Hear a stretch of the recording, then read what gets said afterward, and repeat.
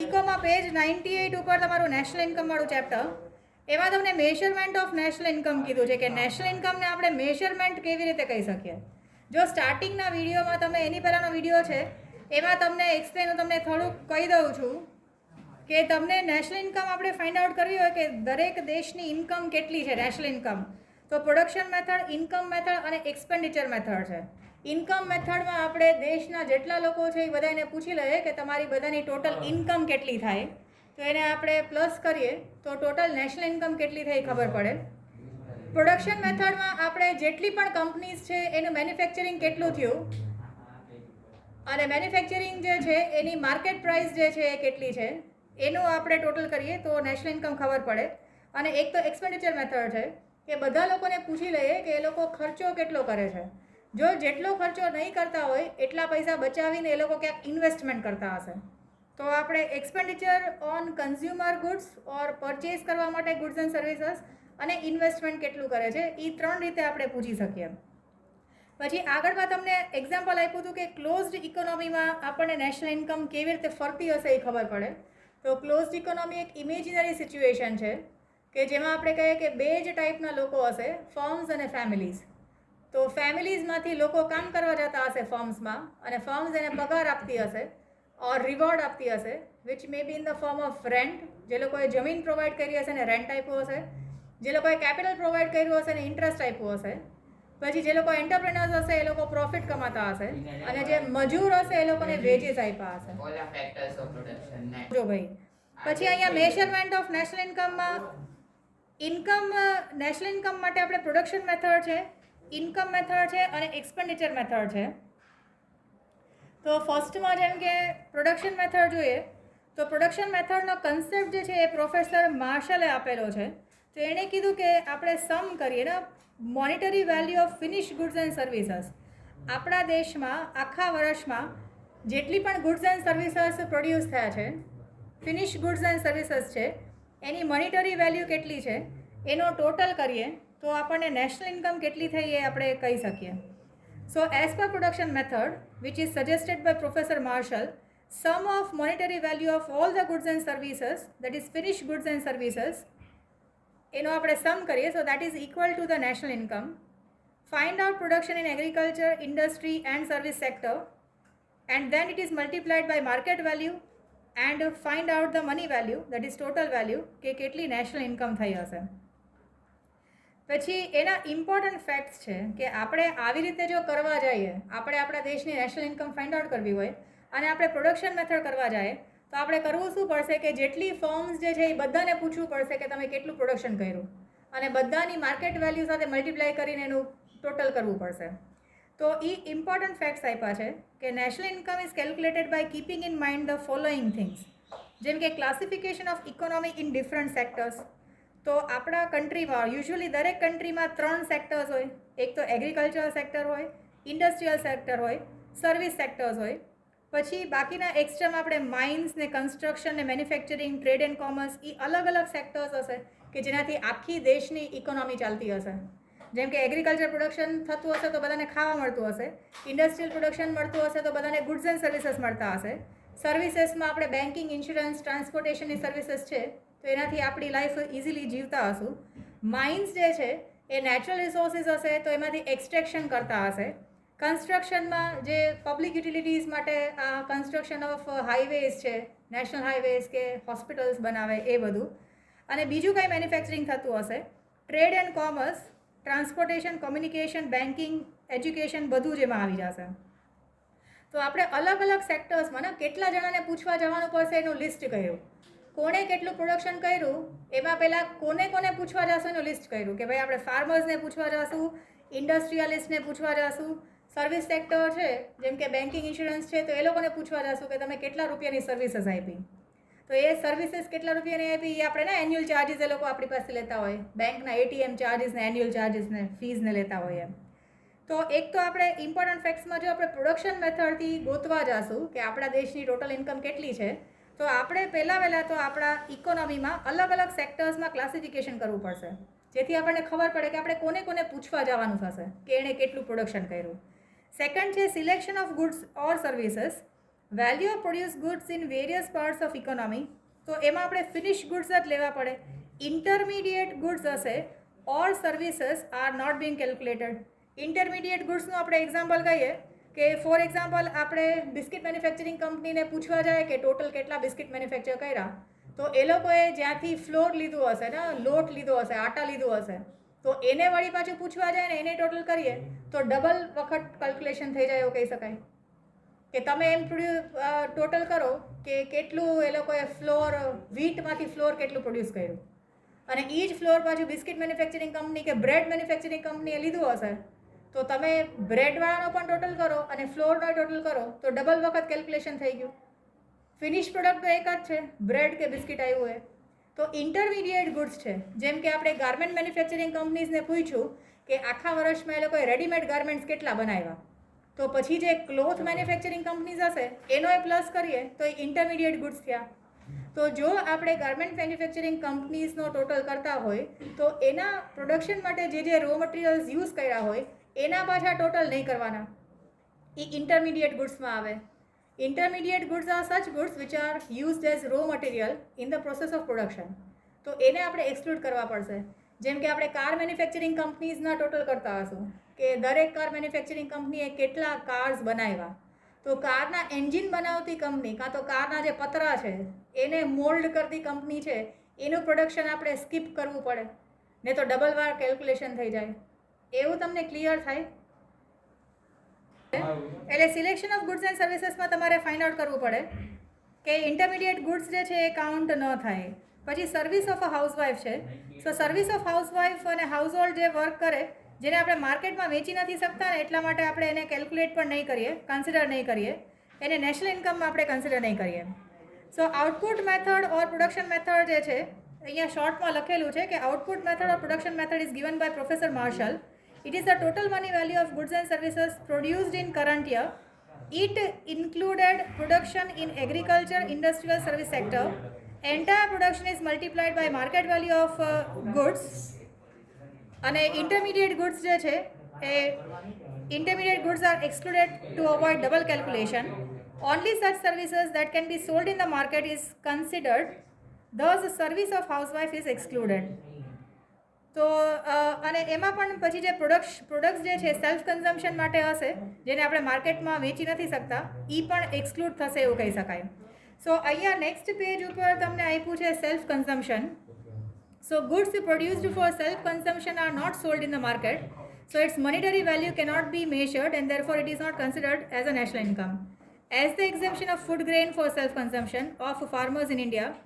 તો ફાર્મર્સ જે પોતાના માટે જે પણ લઈ લે સેલ્ફ કન્ઝમ્પશન માટે છે એને આપણે એક્સક્લુડ કરશું કે સેલ્ફ કન્ઝમ્પશન માટે જે પણ કોમોડિટીઝ હોય પણ એમાં એ લોકો એક્સક્લુડ કરે છે જો ફાર્મર કોઈ પણ ફૂડ ગ્રેન સેલ્ફ કન્ઝમ્પશન જે છે એને આપણે કન્સિડર નહીં કરીએ, પણ તો પણ એ લોકોએ કીધું છે કે ફાર્મર જે ફૂડ ગ્રેન્સ બનાવે જે પોતે ખાવાના માટે રાખે એને આપણે સેલ્ફ કન્ઝમ્પશનનું છે તો પણ કાઉન્ટ કરશું નેશનલ ઇન્કમમાં, કારણ કે એને જે ફૂડ ગ્રેન્સ બનાવ્યા છે એ માર્કેટમાં વેચી શકાય એટલા માટે. પછી ડિફેન્સ આપ્યું છે તો મિલિટરી ને પોલીસ આવી જાય. So there are no markets of defence and police services, however they are not considered in calculation of national income. એટલે એ લોકો કોઈ સર્વિસીસ પ્રોડ્યુસ કરે તો એને આપણે કાઉન્ટ નથી કરતા. પછી ઇમ્પ્યુટેડ રેન્ટ છે, લો એન્ડ ઓર્ડર મેન્ટેન કરવા માટે જે એક્સપેન્સ હોય ને એને કન્સિડર નથી કરતા. પછી ઇમ્પ્યુટેડ રેન્ટ જો ઘણી વખત તમને 1 માર્કમાં પૂછે છે what is imputed rent. So when a house is given to someone on rent, the probable rent obtained is called imputed rent. હવે અહીંયા ક્વેશ્ચનમાં સેન્ટેન્સમાં થોડો મિસ્ટેક છે.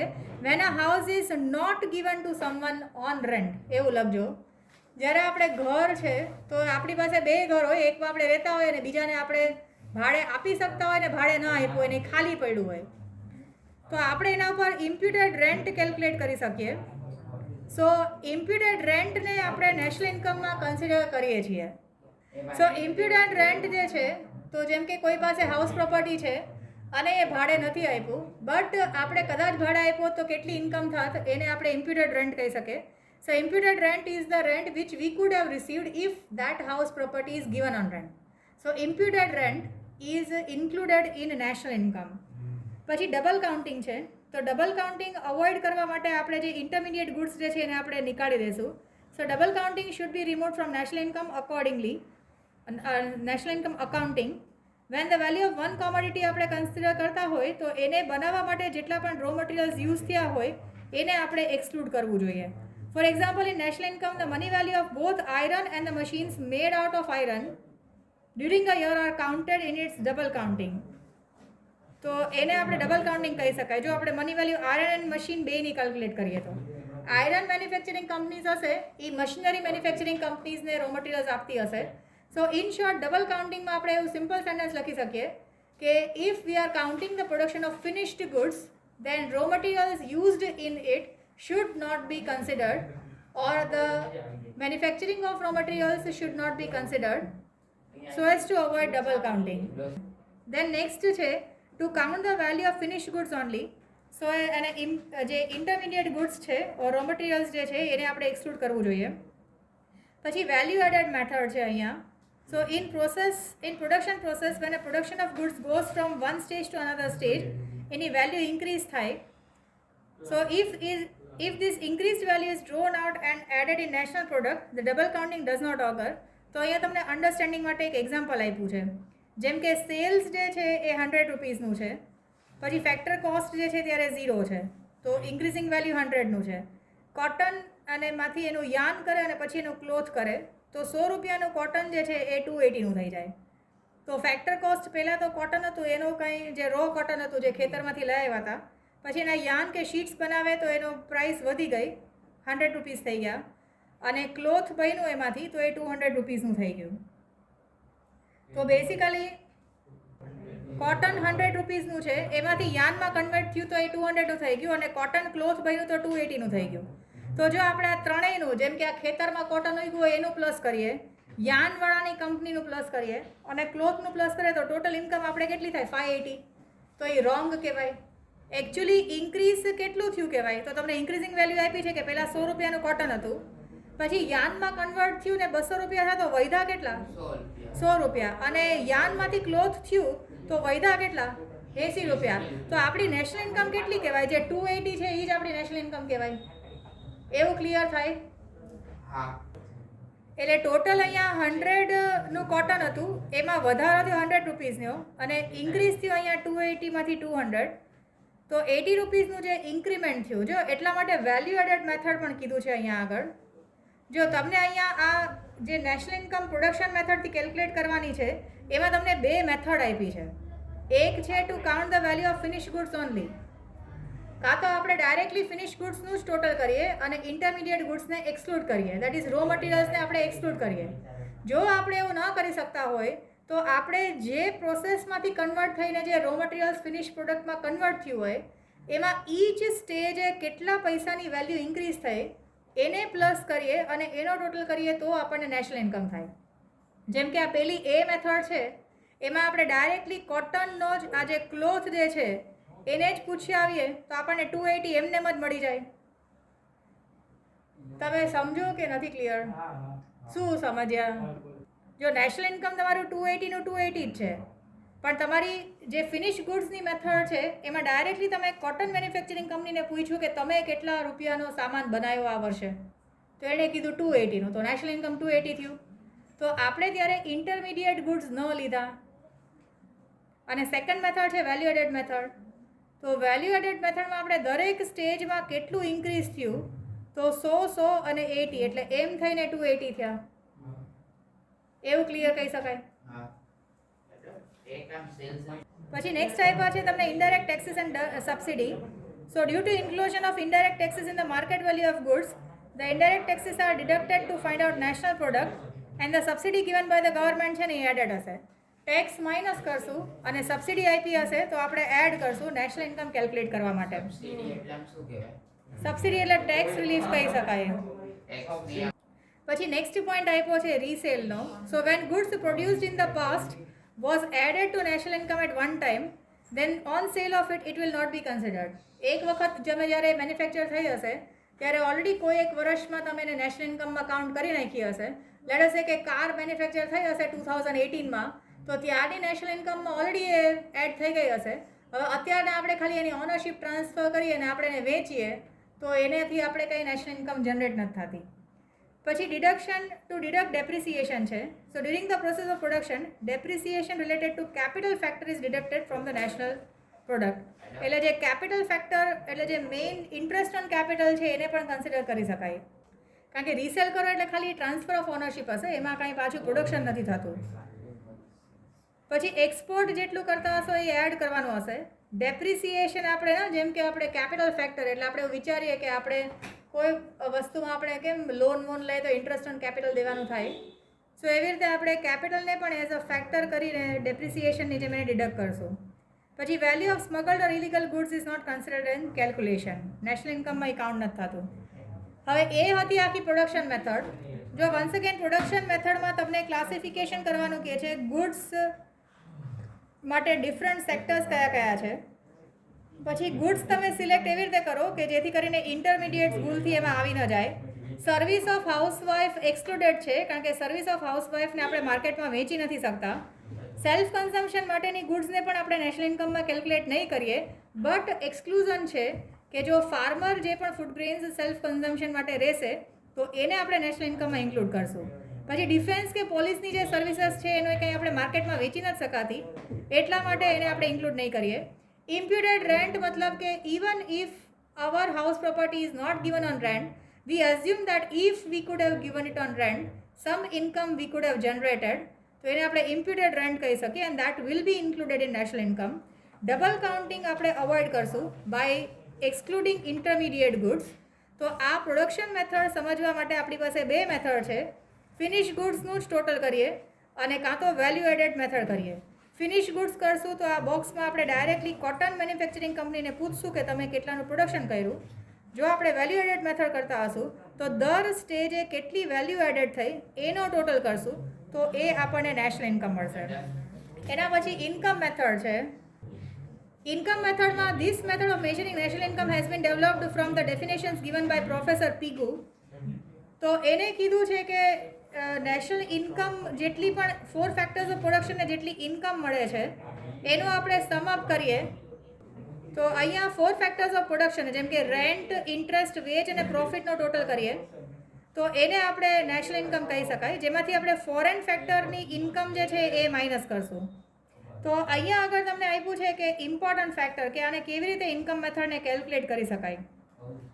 તો to count the income of factor, so the following are the types of income obtained by the factor of production. જેમ કે rent જે છે તો જેણે રેન્ટ લેન્ડ કે બિલ્ડિંગ પ્રોવાઈડ કર્યું હશે ને રેન્ટ ઇન્કમ હશે, અને રેન્ટમાં આપણે ઇમ્પ્યુટેડ રેન્ટને પણ કન્સિડર કરશું.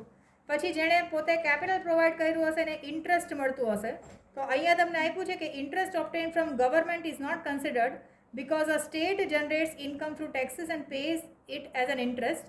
તો એ ખાલી મની ટ્રાન્સફર છે, એટલે ઇન્ટરેસ્ટ ઇન્કમમાં જેણે કેપિટલ ઇન્વેસ્ટ કર્યું હશે બિઝનેસમાં એ જ કન્સિડર કરશું. ગવર્મેન્ટ કાંઈ ઇન્ટરેસ્ટ આપતી હશે તો એને આપણે ઇન્ક્લુડ નહીં કરીએ. દેન ઇન્કમ ઓફ વેજ. પછી નેક્સ્ટમાં જુઓ ઇન્કમ ઓફ ઇન્ટરેસ્ટ, એટલે ઇન્કમ ઓફ ઇન્ટરેસ્ટમાં કેપિટલ જે પણ આપતા હશે એને ઇન્ટરેસ્ટ મળતું હશે એ એડ કરશું. ગવર્મેન્ટ જે પણ કંઈ ઇન્ટરેસ્ટ આપતી હશે એને આપણે કેલ્ક્યુલેટ નહીં કરીએ. પછી જે મજૂર હશે, જે સેલરી અને વેજીસ હશે તો એ લોકોનો પણ આપણે પ્લસ કરતા હશું. અને પ્રોફિટ્સ જે છે તો જેટલા પણ એન્ટરપ્રેનર છે જે લોકો કંપની ચલાવતા હશે એ લોકોને પ્રોફિટ્સ મળતા હશે. પ્રોફિટ જે છે એ ડિવિડન્ડના ફોર્મમાં એ લોકો શેર હોલ્ડર્સને આપતા હશે તો જેટલી ડિવિડન્ડ ઇન્કમ છે એને પણ આપણે કેલ્ક્યુલેટ કરશું. તો આ સેકન્ડ મેથડ છે ઇન્કમ મેથડ. જેમ કે તમને ફાઇન્ડ આઉટ કરવાનું કે આપણા દેશની નેશનલ ઇન્કમ કેટલી છે તો ઇન્કમ મેથડમાંથી તમે બધા જ લોકોને પૂછ્યા હશો કે તમારી ઇન્કમ કેટલી છે. તો ઇન્કમ પૂછવા જશો તો બેઝિકલી ઇકોનોમીમાં 4 લોકો હશે. એક તો લેબરર્સ હશે જે સર્વિસ કરતા હશે, એક કેપિટલિસ્ટ હશે કે જે પૈસા આપતો હશે, પછી એક લેન્ડ ઓનર હશે કે જે પોતાની જમીન આપતો હશે પ્રોસેસ ઓફ પ્રોડક્શન માટે, અને જે આ બધું કમ્બાઈન કરતો હશે એ એન્ટરપ્રેનર હશે જે પ્રોફિટ્સ કમાતા હશે. પછી નેક્સ્ટ આપ્યું છે income which is not considered. તો તમને ક્વેશ્ચન પૂછે છે કે which incomes are not considered while calculating national income. તો અહીંયા તમને ઇન્કમમાં અલગ અલગ ઓપ્શન્સ આપ્યા છે કે income generated by way of gift, reward, price, tip, theft, unemployment allowance, government assistance to elders, lottery, એને આપણે નેશનલ ઇન્કમમાં કાઉન્ટ નહીં કરીએ. Subsidy given by the government is also deducted. અને નેટ ફોરેન ઇન્કમ જે છે એ આપણે એડ કરતા હશું. Income generated as commission or brokerage on sale of consumable goods, એને પણ આપણે નેશનલ ઇન્કમમાં કાઉન્ટ નહીં કરતા હોય. જો આ બધું જે લિસ્ટ જે છે એવા ઇન્કમનું છે કે જેને આપણે એક્સક્લુડ કરતા હશું નેશનલ ઇન્કમમાંથી. તો કમિશન કે બ્રોકરેજ મળતું હશે એને પણ એક્સક્લુડ કરતા હશું. Those incomes which show flow of products of goods or services in economy which increase the monetary value of goods in the economy are considered. એટલે બેઝિકલી એ લોકોને ઇન્ટરમીડિયેટ ગુડ્સ કહી શકાય, કાં તો સેકન્ડ હેન્ડ ગુડ્સ કહી શકાય. જે second hand ગુડ્સના સેલમાંથી income હશે એ પણ આપણે એક્સક્લુડ કરતા હશું. પછી છે the income of the second hand goods, અને એટલે એ ઇન્ટરમીડિયેટ ગુડ્સ અને સેકન્ડ હેન્ડ ગુડ્સ બેને એક્સક્લુડ કરતા હશું. નેશનલ ઇન્કમમાં એ કાઉન્ટ નહીં કરે. પછી લાસ્ટ મેથડ છે તમારી એક્સપેન્ડિચર મેથડ. તો એક્સપેન્ડિચર મેથડ જે છે એ ફિશરે આપી છે. માછલી લેવામાં ખર્ચો થાય તો એક્સપેન્ડિચર મેથડ ફિશરે આપી છે, MCQમાં પૂછી શકે.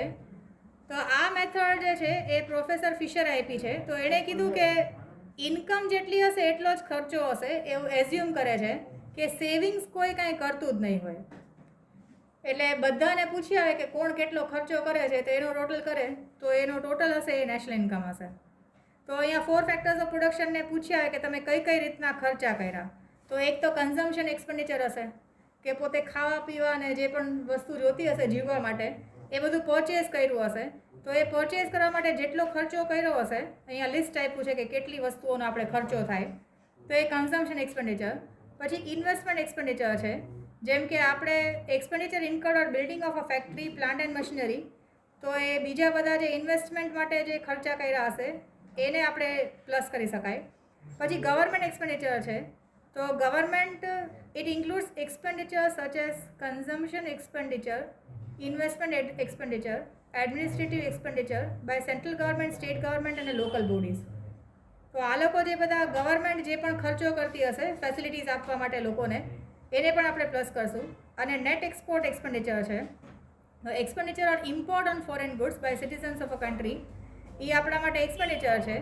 અને આપણે એક્સપોર્ટ કરતા હશું તો આપણને પૈસા મળતા હશે, તો એ બેનું ડિફરન્સ હશે એને આપણે નેટ એક્સપોર્ટ એક્સપેન્ડિચર કહી શકાય. તો એ ખર્ચો પણ આપણે પ્લસ કરશું.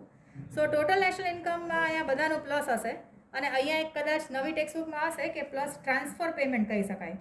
તો તમને પૂછે છે કે ટ્રાન્સફર પેમેન્ટ એટલે શું છે. ટ્રાન્સફર પેમેન્ટ જે છે એ પેન્શન કે કંઈ આપતા હશું, આપણે અનએમ્પ્લોયમેન્ટ અલાવન્સ આપતા હશું કે ફાઇનાન્શિયલ એસિસ્ટન્સ આપતા હશું, તો એવા બધાને આપણે ટ્રાન્સફર પેમેન્ટ કહેવાય કે જેમાં આપણને કંઈ સામે બેનિફિટ નથી મળતું. જેમ કે રિટાયર્ડ લોકોને પેન્શન કે કંઈ આપીએ તો એની સામે કંઈ આપણને બેનિફિટ નથી મળતું. સો એને બધાને ટ્રાન્સફર પેમેન્ટ કહેવાય. Transfer payments are payments which are made in the form of pension, unemployment allowance and financial assistance to needy people for which any returns are not expected. So in terms of expenditure, certain expenditure ને આપણે count નથી કરી શકતા.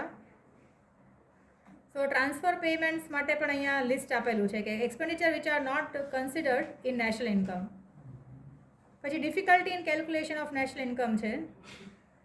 પછી અહીંયા તમને આ further આપ્યું છે કે expenditure on purchase of old share interim goods, અને ઓફિશિયલી કાન્ટ આપણે એને કેલ્ક્યુલેટ ના કરી શકીએ. ખાલી તમને એક્સપ્લેનેશન આપ્યું છે. તો તમને કન્ઝમ્પશન અને એક્સપેન્ડિચર મેથડ પૂછે તો તમારે અલગ અલગ ટાઈપના એક્સપેન્ડિચરનું આ લિસ્ટ જે છે એ તમારે લખીને આપવું પડે.